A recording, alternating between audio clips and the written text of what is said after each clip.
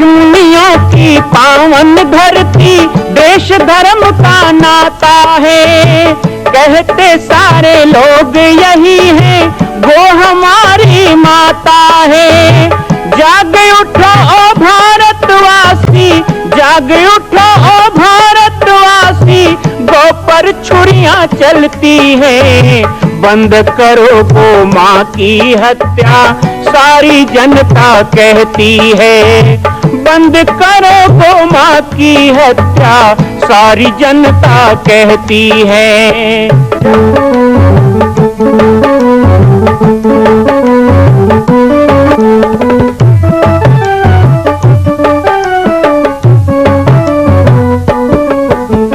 जगह जगह पर बूचड़ खाना, लाखों गौएं कटती हैं।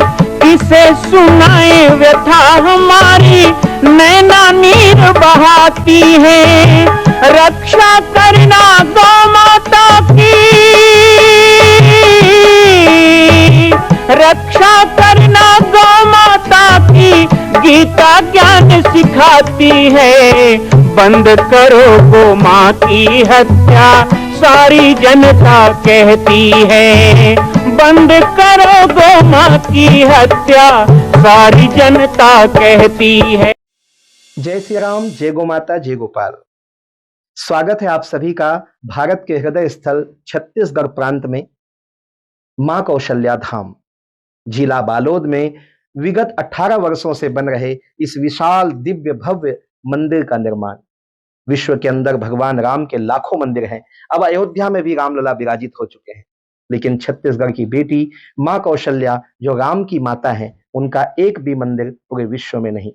इसीलिए यह विशाल तीर्थ का निर्माण विगत वर्षों से चल रहा है बालोद जिला छत्तीसगढ़ में। 25 करोड़ की लागत से बनने वाला 108 फीट ऊंचा, 65 फीट चौड़ाई और 136 फीट लंबाई का राजस्थान के ठोस पत्थरों से बनने वाला यह मंदिर हजारों वर्ष तक भारत में 5वें धाम कौशल्या धाम के रूप में स्थापित रहेगा। 3 तल के इस मंदिर में प्रथम तल पर भगवान शिव, मध्य तल में गोद में रामलला को लेकर स्वर्ण सिंहासन में मां भगवती कौशल्या विराजित होंगी और तीसरे तल पर पंचमुखी हनुमान। इसके अलावा सामाजिक समरसता को समर्पित यह मंदिर सनातन हिंदू धर्म के समस्त देवी देवताओं महापुरुषों की मूर्तियों से सुसज्जित होगा।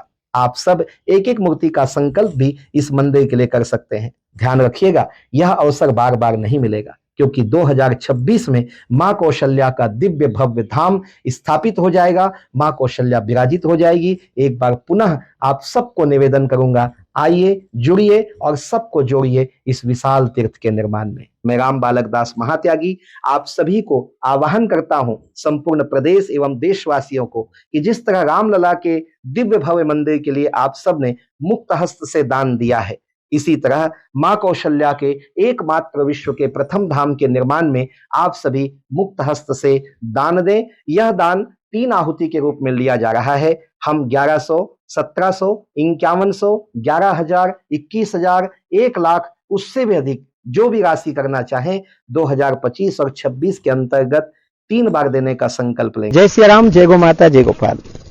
बाबा जी की पार्टी कार्यक्रम में आज पुनः आप सभी का स्वागत है। भक्तों की जिज्ञासाएं भी बचपन की यादें कार्यक्रम को सुन के अलग अलग प्रकार की होती हैं। रायपुर से श्रीमान दाताराम साहू जी, जिन्होंने हमारे व्हाट्सएप पर लिख करके भेजा है और हमसे पूछा है कि जंगल में क्या उस समय बचपन में किसी वृक्ष के नीचे बैठने से आपको ध्यान लगा, ऐसा कोई अनुभव है? देखिए, बचपन चपलता और चंचलता का उम्र है, लेकिन हां, मैं किसी भी बहाने से उस समय भी अकेले पाटेश्वर जाता था, जामड़ी पाट। मुझे बिल्कुल भी डर नहीं लगता था। जैसे आश्रम में हनुमान जी के मंदिर में जाना, नीचे नर्मदा कुंड में आ जाना, कुआं चले जाना, वहां भय नहीं लगता था, वैसे ही मुझे, भले वो 1 किलोमीटर दूर पहाड़ी पर है जामड़ी पाट, लेकिन वहां जाने में मुझे ऐसा लगता था कि मैं आश्रम के ही किसी क्षेत्र में घूम रहा हूं। मुझे जरा भी भय नहीं लगता था और मैं जब भी मन लगे, या ये कहें कि रोज एक बार मैं चला ही जाता था।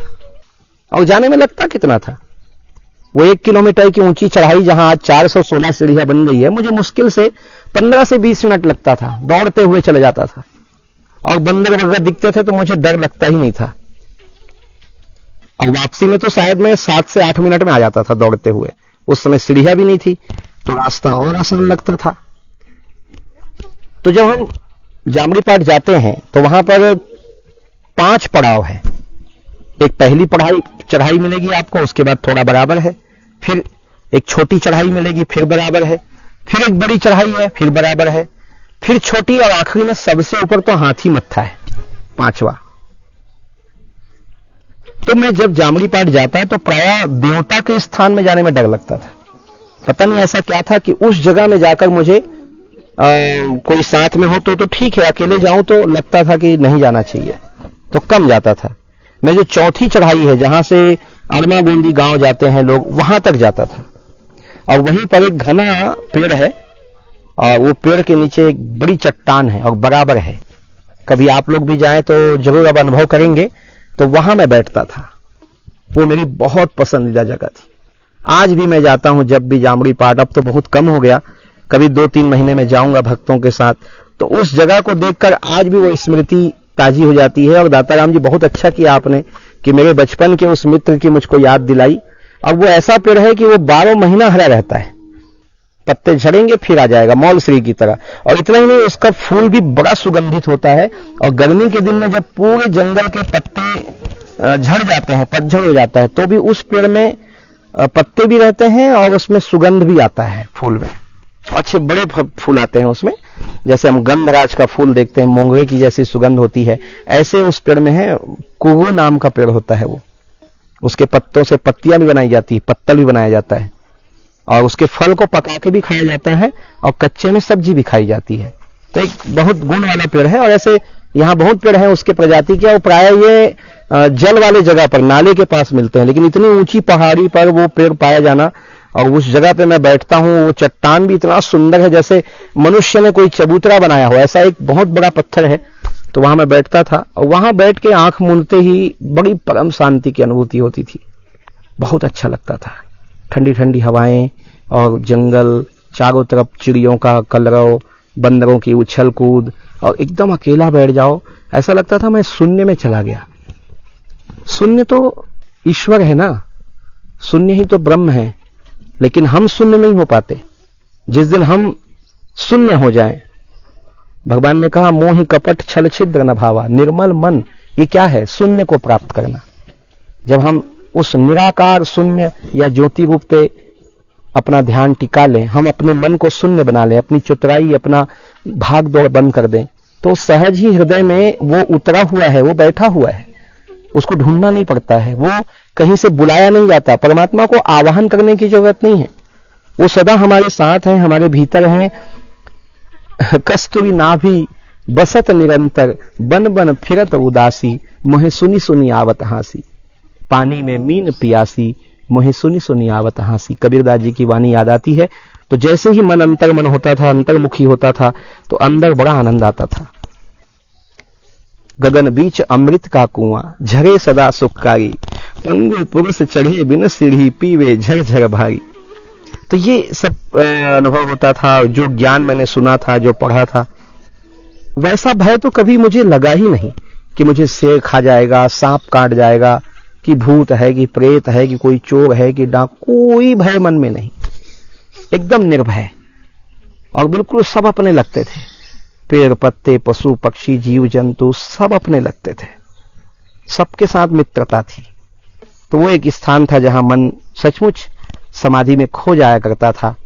और उसी के आगे एक और अद्भुत जगह है जो आज भी है, जिसे तुलसी चौरा कहते हैं। आइए मैं थोड़ा सा वहां के बारे में भी आपको बताऊं, ताकि कभी आप पाटेश्वर आते हैं तो वहां तक जाने का आपका मन हो।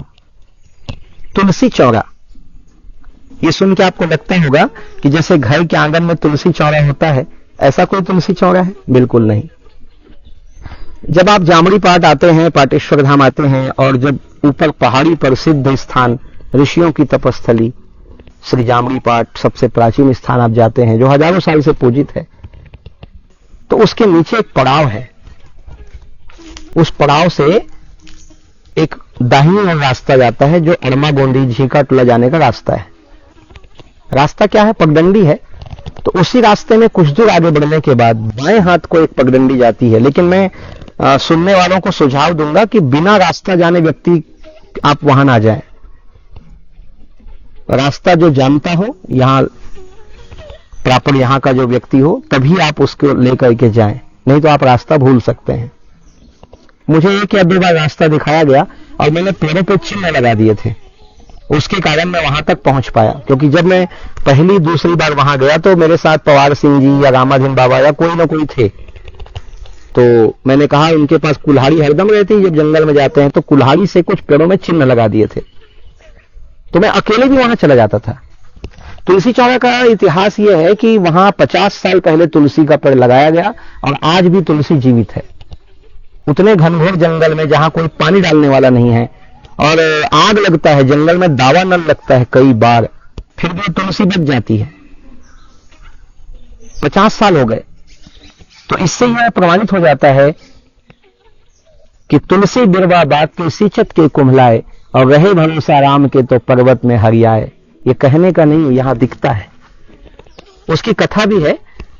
50-55 साल पहले एक बार घोर अकाल पड़ा, पानी नहीं गिरा, बरसात में खेत सूखने लगे, तो सब अपने अपने हिसाब से कोई पूजा कर रहा है, कोई मेढकों का विवाह करा रहा है, कोई भिन्मा विवाह करा रहा है, कोई जानवर काट रहा है, सब अपना अपना कर रहे थे। तो यहां पास के गांव के एक भक्त हैं, उन्होंने अपने भक्ति भाव से सोचा कि भजन में बड़ी ताकत है बोलते हैं, राम नाम में बड़ा प्रभाव है बोलते हैं, तो क्यों ना राम नाम का अनुष्ठान किया जाए, वो भी किसी ऐसी जगह में जाके जहां केवल भगवान ही हमको देखे, दुनिया वाले ना देखे। और भजन तो कहते हैं जितना गुप्त हो उतना प्रभावी होता है। तो वो भक्त यहीं आया पाटेश्वर आते आते वही जिस स्थान में तुलसी चौरा है वो उसको दिखाई दिया। वहां एक बेल का पेड़ था बोलते हैं, आज भी वो पेड़ है, लेकिन वो उस समय छोटा सा था और इस जंगल में बेल के वृक्ष नहीं है। तो उसे बड़ा आश्चर्य हुआ कि एक ही बेल का पेड़ क्यों है यहां पर, तो जरूर ये जगह ठीक है। तो बेल पेड़ के नीचे उसने 4 पत्थर रखे और उस पत्थर में जंगल के डाल पत्ते बिछा दिए और वहीं बैठ के वो अखंड राम राम राम राम राम राम राम जपने लगा। वो अपने साथ तुलसी का पेड़ भी लाया था और उसी तुलसी के पेड़ को उसने वहां पर लगा दिया, क्योंकि बरसात का महीना था। तो तुलसी का पेड़ लगा दिया और राम राम राम राम जपने लगा। कहते हैं कि 24 घंटे बिना भोजन किए, बिना पानी पिए, वो केवल श्वास के सहारे 24 घंटे दिन और रात घनघोर जंगल के पशु पक्षी भी आए, लेकिन वो डरा नहीं, अविचल रहा, अटल रहा और इस तरह वो 24 घंटे वहां पे राम राम का जाप करता रहा। उसके राम राम के जप से प्रभावित होकर के कहें या जैसा भी संयोग कहें, जैसे 24 घंटा पूरा हुआ घनघोर बारिश हुई। गांव के कुछ लोगों ने उनको ढूंढना चाहा तो किसी को मिले नहीं और किसी को पता भी नहीं चला और ये घटना हो गई। खूब बारिश हुई। वो अपने घर चला गया। बाद में जब लोगों को उसने बताया तो बहुत लोग देखने के लिए आए। तो तुलसी का पेड़ बड़ा होने लगा। उसमें कुछ पत्थर रख के मिट्टी उट्टी डाल दी गई और ऐसा करके वो तुलसी का पेड़ और बेल का वृक्ष आज भी उस राम नाम की महिमा को यहाँ उजागर कर रहा है। तो 50 वर्ष से किसी जगह पर तुलसी का पेड़ हो, ऐसा बहुत कम होता है जो पाटेश्वर धाम में तुलसी चौरा में है। हालांकि वो बहुत गहन जंगल में है, यहाँ लोकल गांव के लोगों को लेके ही आप जा सकते हैं, ऐसे जाना मुश्किल नहीं है। कई लोग गए लेकिन भटक के आ गए पर उनको दर्शन नहीं हुआ। हमने तो ड्रोन कैमरे से भी प्रयास किया पर उसका दर्शन नहीं हुआ, क्योंकि बहुत घने जगह में है। तो ये तुलसी चौरा एक जगह है वहां पर। तो मैं कभी कभी बचपन में वहां भी जाता था और वहां जाकर के बैठ जाता था, छुप जाता था। दाता राम जी ने ये भी जानना चाहे, क्या आपकी ध्यान व्यान जंगल में लग गया तो गुरुदेव परेशान हो जाते थे या आपको ढूंढते थे? ऐसा बिल्कुल नहीं है। गुरुदेव मेरे तरफ से निश्चिंत रहते थे। उनको पता था कि बालक जाएगा तो 1 घंटे में वापस आ जाएगा। हालांकि मुझे उन्होंने कभी ज्यादा डांटा भी नहीं जंगल में घूमने के लिए। स्वाभाविक मोह नहीं था उनको मेरे प्रति, वो मुझे मजबूत भी बनाना चाहते थे। तो इस प्रकार बचपन का प्रसंग रहा। मां कौशल्या के धाम का निर्माण प्रारंभ हो चुका है, अब 2026 में पूर्ण होने वाला है। अरे अंगद हनुमान नहीं तो गिलहरी तो बनिए। एक छोटा सा संकल्प आप अपने मां भगवती के लिए नहीं कर सकते हैं?